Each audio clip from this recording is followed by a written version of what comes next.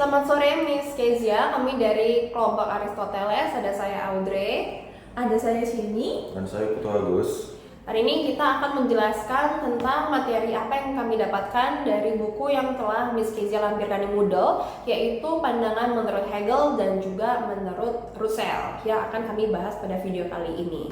Nah, dari teori yang ada di Moodle tadi, dari Hegel Coplestone ini, kita akan membahas latar belakangnya terlebih dahulu ya. Dimana Hegel itu menjelaskan bahwa puncak dari tradisi idealisme Jerman itu adalah setelah Kant, Fichte, dan juga Schelling. Dimana ia tuh sebenarnya berusaha untuk menyatukan rasionalisme dan juga empirisme untuk mengatasi keterbatasan filsafat tahun-tahun sebelumnya. Karena Hegel itu memandang realitas sebagai something yang rasional, yang dinamis, bukan hanya sekedar benda mati. Dan ini juga bagian dari proses perkembangan kesadaran roh dan juga pikiran dari manusia itu sendiri. Nah, dia ini menerapkan sistem namanya metode dialektika, di mana ini adalah cara berpikir yang bergerak melalui 3 tahap. Itu ada teesis, yaitu pernyataan awal atau ide dasar. Terus ada antitesis. Antitesis itu lawannya dari tesis lah. Terus ada sintesis. Itu adalah penyatuan atau pengungkapan kebenaran atas pertentangan yang sebelumnya ada. Karena menurut Hegel, proses dialektis ini bukan hanya metode berpikir, tapi bagaimana kerja realitas itu sendiri. Gitu. Para alam, sejarah, pikiran itu kan berkembang melalui kontradiksi untuk menyatu gitu, menemukan idenya itu seperti apa. Dan konsep realitas dan roh, kalau menurut Hegel juga, itu dia melihat dari kenyataan sebagai manifestasi dari roh absolut atau absolute spirit. Di mana dunia itu bukan hanya terpisah dari pikiran, melainkan hasil dari proses roh yang menyadari dirinya itu beneran ada. Karena roh itu dikembangkan melalui 3 hal utama, yaitu ada roh subjektif, yaitu kesadaran masing-masing individu, terus roh objektif, di mana perkumpulan, masyarakat, hukum sosial, terus roh absolut, yaitu kesadaran penuh akan kebenaran terwujud dalam seni, agama, teori, dan juga filsafat yang mengajarkan kepada manusia begitu. Nah, kalau ngomongin logika sama metafisikanya nih, menurut Science of Logic, Hegel itu berusaha menunjukkan bahwa realitas itu adalah rasional. Nah, dan dimana kategori-kategori logis itu tersendiri, yaitu terstruktur dasar dunia. Menurut logika Hegel, bukan sekedar utama berpikir, melainkan studi tentang struktur bagaimana itu sendiri. Nah, ide berkembang dari konsep yang paling abstrak atau being, hingga yang paling konkret atau bisa dibilang absolute idea. Nah, lalu selanjutnya juga Coplestone itu menjelaskan bahwa alam bagi Hegel adalah alienasi sementara dari roh. Tahap di mana roh itu keluar dari dirinya untuk kemudian kembali melalui kesadaran manusia. Manusia adalah titik penting karena dalam kesadaran manusia, roh mulai mengenali dirinya kembali. Nah, ada juga nih yang sejarah Hegel tuh melihat proses rasional menuju kebebasan. Lalu juga setiap zaman tuh mencerminkan tahap-tahap perkembangan kesadaran kebebasan dari manusia sendiri. Negara ini merupakan bentuk tertinggi dari roh objektif sendiri, bukan sekedar organisasi politik, melainkan perwujudan rasionalitas dan etika kolektif. Lalu juga kebebasan sejati bagi Hegel itu bukanlah kebebasan individu tanpa batas, tetapi kebebasan dalam tatanan rasional dan juga etis negara gitu. Nah, kalau menurut seni, agama, dan filsafatnya nih, Coplestone itu pernah mention kalau 3 tahap manifestasi roh absolut itu ada 3. Yang pertama itu seni. Nah, kalau seni itu kebenaran itu diwujudkan dalam bentuk indrawi. Nah, terus yang kedua ada agama, yaitu kebenaran itu disadari dalam bentuk simbol dan kepercayaan. Dan terakhir itu filsafat, yaitu puncak kesadaran, yang dimana kebenaran dipahami secara rasional dan konseptual. Jadi filsafat itu bagi Hegel itu sendiri adalah bentuk tertinggi pengetahuan, karena dalamnya itu roh itu mengenal dirinya secara penuh. Lalu juga untuk pengaruh dan kritiknya, tentu Coplestone ini menutup dengan penilaian bahwa sistem-sistem Hegel itu sangat berpengaruh di abad ke-19, melahirkan 2 aliran terbesar, yaitu aliran tersebut adalah Hegelian kanan yang menekankan sisi religius dan konservatif. Lalu juga ada Hegelian kiri yang menafsirkan bahwa dialektika secara materialistis itu seperti Marx, di mana meski sistem itu dianggap sulit dan spekulatif, Hegel ini berhasil memberikan pandangan menyeluruh tentang realitas sebagai proses rasional dan juga historis sendiri gitu. Nah, kalau tadi itu kan kita sudah diskusi tentang point of view-nya Hegel. Nah, kalau sekarang ini kita akan mendiskusikan tentang point of view-nya Russell. Oke. Kok di sini latar belakang dari point of view-nya Russell itu munculnya idealisme Jerman, yang dimana Russell ini menjelaskan kalau idealisme Jerman itu lahir sebagai reaksi terhadap filsafat Kant. Nah, Kant ini berusaha menjembatani empirisme dan rasionalisme dengan menyatakan bahwa pengalaman itu dibentuk oleh struktur rasional dalam pikiran manusia.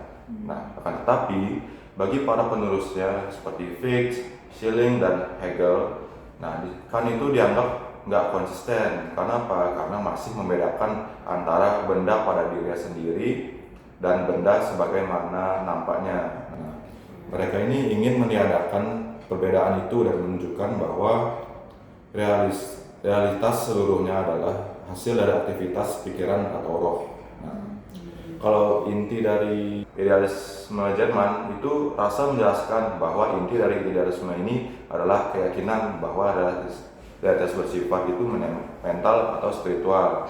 Dunia ini bukan sesuatu yang berdiri di luar kesadaran, melainkan bagian dari proses kesadaran itu sendiri.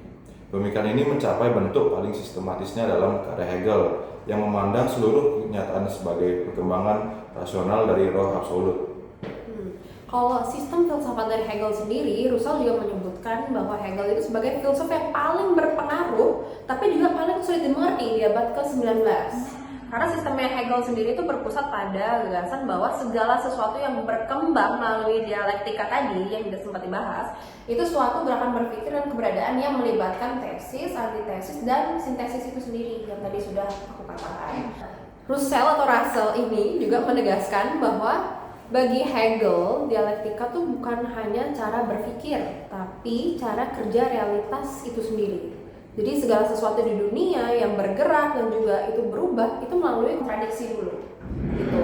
Nah, kalau realitas sebagai roh atau spirit menurut dari Russell, kalau Hegel tuh menganggap roh itu Geist, itu sebagai prinsip dasar dari seluruh realitas gitu. Kalau roh berkembang menuju kesadaran diri, itu melalui 3 tahap, yaitu roh subjektif, roh objektif, dan juga roh absolut, di mana kesadaran penuh akan realitas yang muncul itu sama seperti pengertian Hegel tadi, itu muncul dalam agama, dalam teori, dalam filsafat. Dengan itu seluruh dunia dan juga sejarah adalah manifestasi dari roh yang berusaha untuk mengenal dirinya sendiri. Gitu. Nah, kalau pandangan tentang sejarah dan juga negara, Russell ini menyoroti atau memiliki pemikiran sendiri bahwa Hegel itu memandang sejarah sebagai proses yang rasional untuk menuju kebebasan, ya jatuhnya, karena sebelumnya itu ada keterbatasan gitu. Nah, setiap tahap sejarah itu mencerminkan perkembangan dan juga kesadaran manusia dan kebebasan manusia itu. Jadi setiap tahun kebebasan setiap manusia itu berbeda-beda. Dan bagi Hegel, negara itu adalah bentuk tertinggi dari kehidupan etis dan rasional.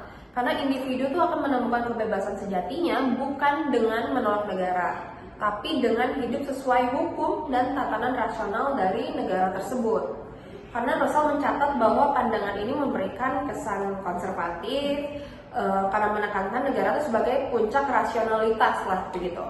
Dan sesuatu yang kelak dikritik oleh para pemikir liberal dan juga materialis. Gitu. Lalu juga Russell ini menjelaskan kan bahwa bagi Hegel itu agama menyajikan kebenaran dalam bentuk simbolis atau imajinatif. Filsafat ini menyajikan kebenaran yang sama dalam bentuk konseptual dan juga rasional nih. Dengan kata lain, filsafat itu adalah puncak dari kesadaran manusia akan realitas di mana pikiran itu menyadari diri sebagai bagian dari roh yang universal.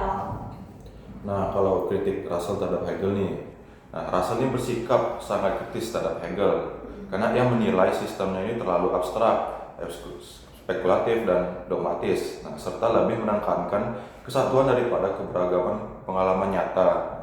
Adapun di sini beberapa poin kritiknya, seperti Hegel itu sering dimulai dengan konsep yang kabur lalu mengklaim menemukan seluruh dunia di dalamnya. Dialektikanya tidak bisa diuji secara empiris. Nah, pandangannya tentang negara bisa dipakai untuk membenarkan otoritarianisme. Nah, di sini gagasannya tentang logika yang menyatu dengan metafisika itu dianggap mengaburkan perbedaan antara berpikir dan kenyataan.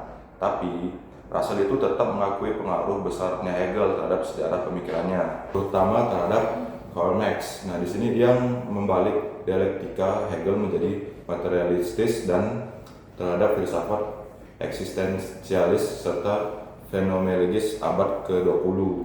Jadi nih kesimpulannya itu menurut Russell tuh Hegel adalah tokoh yang menutup era idealisme spekulatif dan membuka jalan bagi filsafat modern ini yang lebih historis. Meskipun sistemnya itu nggak bisa dipertahankan secara ilmiah, semangat dari historis dan gagasan tentang perkembangan nasional ini meninggalkan sebuah warisan yang penting dalam cara berpikir tentang masyarakat, budaya, dan juga sejarah nih. Oke, jadi kita udah tahu dari dua pandangan ya, Ya, dari abad dua ke-19 pandangan. dan abad ke-20 20 dari Russell dan juga Hegel. Oke, jadi dari dua buku itu kita udah bisa menyimpulkan ternyata mereka tuh juga punya pandangan yang beda tentang dunia roh dan juga kesadaran. Yes, betul banget. Mungkin itu pembahasan kita untuk dua topik ini. Sekian dari kami, terima kasih.